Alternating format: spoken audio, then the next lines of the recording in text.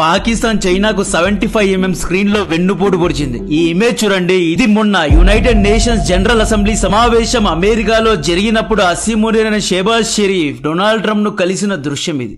ఈ మీటింగ్ లో అసీమునీర్ ఏం చేశాడంటే చైనా ఆధిపత్యంలో ఉన్న గ్వాదార్ పోర్ట్ కు కేవలం 100 కిలోమీటర్ల దూరంలో ఉన్న పాస్నీ ఓడరేవును డొనాల్డ్ ట్రంప్ కు అమ్మేసే ప్రతిపాదన తీసుకొచ్చాడు. పాస్నీ పోర్ట్ లో 10,000 కోట్లు ఖర్చు పెట్టి అమెరికా ఒక ఓడరేవు కట్టబోతోంది అనే వార్తలు పెద్ద ఎత్తున వస్తున్నాయి. రాయిటర్స్ వంటి పత్రికలు దీన్ని కవర్ చేస్తున్నారు. క్రెడిబుల్ సోర్సెస్ ఆధారంగా కన్ఫర్మ్ కూడా అయిపోయింది. మేబీ ఈ వీడియో రిలీజ్ అయిన తర్వాత అఫీషియల్ గా పాస్నీ పోర్ట్ గురించిన అన్ని డీటెయిల్స్ బయటకు వస్తాయి. అయితే ఈ పోర్ట్ వల్ల నష్టపోయే దేశం ఏదైనా ఉందా అంటే అది చైనానే. ఏప్రిల్ 2015లో షీ జింగ్పిన్ అప్పటి పాక్ ప్రధాని నవాజ్ షరీఫ్ ను కలిసి ఒక ఫేమస్ డైలాగ్ చెప్పాడు. ఆ డైలాగ్ లాగైనా పర్లేదు, నేను ఈ వీడియోలో ఇంకొకసారి గుర్తు చేయాల్సిందే. నా ఫేవరెట్ డైలాగ్ ఇది. షీ జింగ్పిన్ ఏమన్నాడు అంటే చైనా పాకిస్తాన్ మధ్య సంబంధం హిమాలయ పర్వతాల కంటే ఎత్తైనది, తేనె కంటే తీయనైనది, అరేబియన్ మహాసముద్రం కంటే లోతైనది, ఇనుము కంటే గట్టిది అని చెప్పి ప్రేమికుల రోజులో హీరోలాగా పాకిస్తాన్ ను ఫ్లడ్ చేశాడు. చైనా పాకిస్తాన్ మధ్య ఆల్ వెదర్ ఫ్రెండ్షిప్ ఉంది అన్నాడు. సిపాక్ ప్రాజెక్ట్ కు హార్ట్ లాంటిది Gwadar port.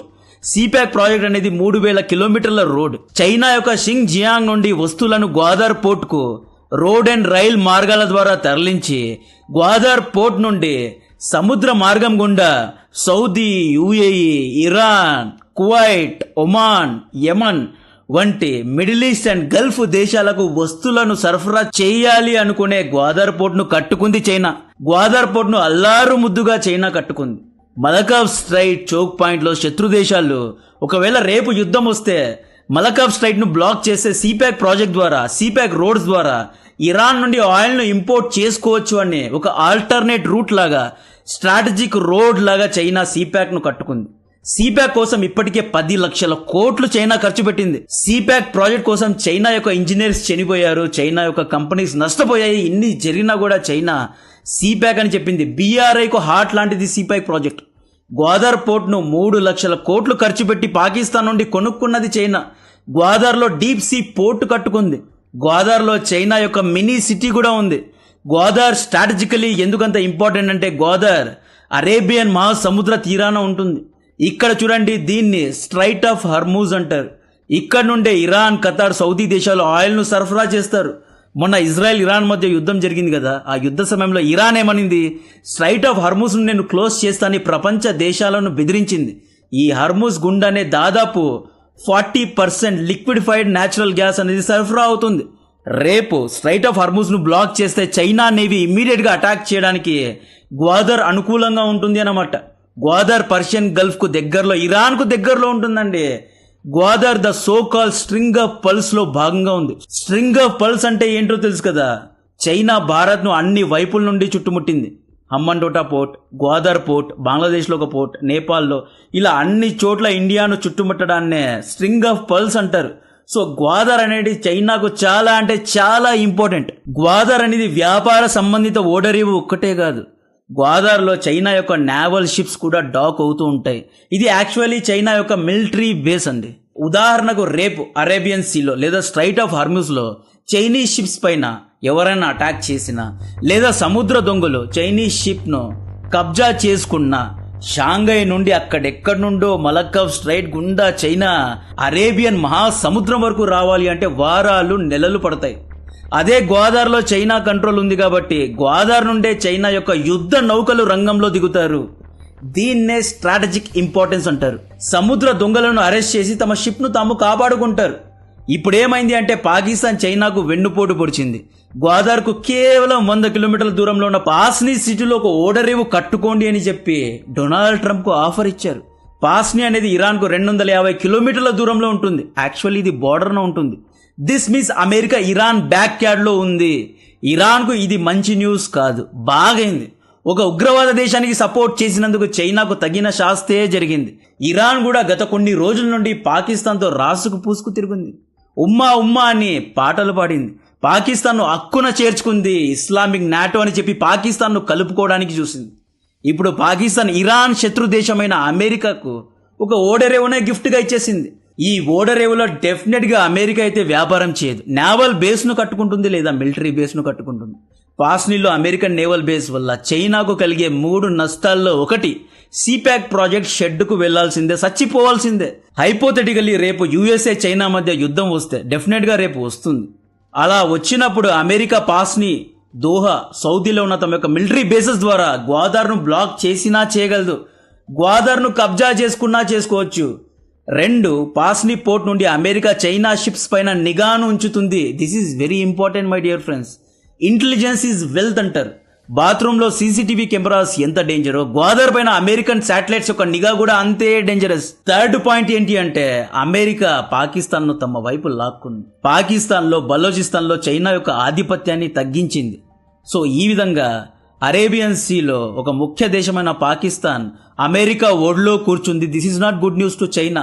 China super power అవ్వాలి అనుకుంటోంది. సూపర్ పవర్ అవ్వాలి అంటే ఇండియన్ ఓషన్ పైన, అరేబియన్ సీ పైన, స్ట్రైట్ ఆఫ్ హార్మూజ్ పైన, రెడ్ సీ పైన, సముద్ర మార్గాల పైన ఆధిపత్యం ఉంటేనే మీరు సూపర్ పవర్ అవ్వగలరు. చిప్ తయారు చేస్తాం, మా దగ్గర రేర్ ఎర్త్ మెటల్స్ ఉన్నాయి, మా దగ్గర ఎలక్ట్రిక్ బ్యాటరీస్ ఉన్నాయి, మా దగ్గర ఆటోమేటిక్ కార్స్ ఉన్నాయి అంటే సూపర్ పవర్ అవ్వలేరు. ఈ టెక్నాలజీని వేరే దేశాలు కూడా తయారు చేసుకోగలరు. బట్ మిలిటరీ పరంగా, స్ట్రాటజిక్ గా, వ్యూహాత్మకంగా సముద్ర మార్గాలు, స్ట్రాటజిక్ టెరైన్స్ పైన ఆధిపత్యం ఉంటేనే సూపర్ పవర్ అవ్వగలరు. అప్పట్లో యునైటెడ్ కింగ్డమ్ అంటే బ్రిటిషర్లు సూపర్ పవర్ గా ఎందుకున్నారు? ఎందుకంటే వాళ్ళు వేరు వేరు దేశాలను ఆక్రమించారు అన్నమాట. ఇండియన్ ఓషన్ లో ఉన్న దేశాలను, పెసిఫిక్ ఓషన్ లో ఉన్న దేశాలను ఆక్రమించారు కాబట్టే బ్రిటిషర్లు సూపర్ పవర్ అయ్యారు. అమెరికా ఎందుకు సూపర్ పవర్ గా ఉంది అంటే ప్రపంచ వ్యాప్తంగా అమెరికా దగ్గర దాదాపు 700 మిలిటరీ బేసెస్ ఉన్నాయి. ఇప్పటికీ మీరు చూసుకోండి, స్ట్రైట్ ఆఫ్ హార్మూజ్ లో అమెరికన్ షిప్స్ తిరుగుతూ ఉంటాయి, ఇండియన్ ఓషన్స్ లో అమెరికన్ షిప్స్ ఉంటాయి, రెడ్ సీ దగ్గర అమెరికన్ షిప్స్ ఉంటాయి. అమెరికా ఏమంటోంది అంటే ఈ ప్రపంచానికి నేనే రారాజుని, నా షిప్స్ ప్రపంచ వ్యాప్తంగా తిరుగుతుంటాయి, నేను సముద్ర మార్గాలను శాసిస్తూ ఉంటా, ఏ షిప్ ఎక్కడికి ఎలా వెళ్లాలో నేనే శాసిస్తానని అమెరికా చెబుతోంది. కాబట్టి అమెరికా సూపర్ పవర్ గా ఉంది. సో చైనా సూపర్ పవర్ అవ్వాలి అంటే గ్వాదర్, రెడ్ సీలో, మిడిల్ ఈస్ట్ లో ఇలా వేరు వేరు దేశాలపైన కబ్జా చేయాలి. దీన్నే ఎక్స్పాన్షనిజం అంటారు. సో ఈ విషయంలో చైనా వెనక్కి తగ్గినట్లయింది. The failed marshal Asim Munir game plan ఏంటి అంటే ఈ ఇమేజ్ లో చూస్తున్నారు కదా, ఈ సూట్ కేసు లోపల అరుదైన ఖనిజాల యొక్క శాంపుల్స్ ఉన్నాయి. ఆ నల్లరాళ్ళు, తెల్లరాళ్ళు అమ్ముకునే, రాళ్ళు అమ్ముకునే వాళ్ళు ఉంటారు కదా, పూసలు అమ్ముకునే వాళ్ళు, అలా పూసలు అమ్ముకునే వాళ్ళలాగా అసీం మునీర్ సూట్ కేసులో ఉన్న రేర్ ఎర్త్ మ్యాగ్నెట్స్ ను డొనాల్డ్ ట్రంప్ కు చూపించి బలోచిస్తాన్ లో పెద్ద మెత్తున రేర్ ఎర్త్ మ్యాగ్నెట్స్ ఉన్నాయి, రేర్ ఎర్త్ మెటల్స్ ఉన్నాయి, రండి బలోచిస్తాన్ లో వ్యాపారం చేయండి అనే పిచ్ చేశాడు. బలోచిస్తాన్ లో మైనింగ్ చేసిన మెటల్స్ ను రైల్ మార్గం ద్వారా యుఎస్ఏ కంపెనీస్ పాస్ని పోర్ట్ కు తరలించి పాస్ని పోర్ట్ ద్వారా సముద్ర మార్గం గుండా వేరు వేరు దేశాలకు, అమెరికాకు రేర్ ఎర్త్ మెటల్స్ ను తరలిస్తారు అన్నమాట. సో ఈ విధంగా బలోచిస్తాన్ ను, గ్వాదర్ పోర్ట్ పక్కనే ఉన్న పాస్ని పోర్ట్ ను కూడా అసీం మునీర్ అమ్మేశాడు. అయితే అమెరికా, అసీం మునీర్ వీళ్ళందరికీ అవుట్ ఆఫ్ సిలబస్ ఎవరు అంటే బలోచిస్తాన్ లో ఉన్న బలోచ్ యుద్ధ వీరుల నుండి వీళ్లకు చాలా అంటే చాలా గట్టిగా రెసిస్టెన్స్ రానుంది.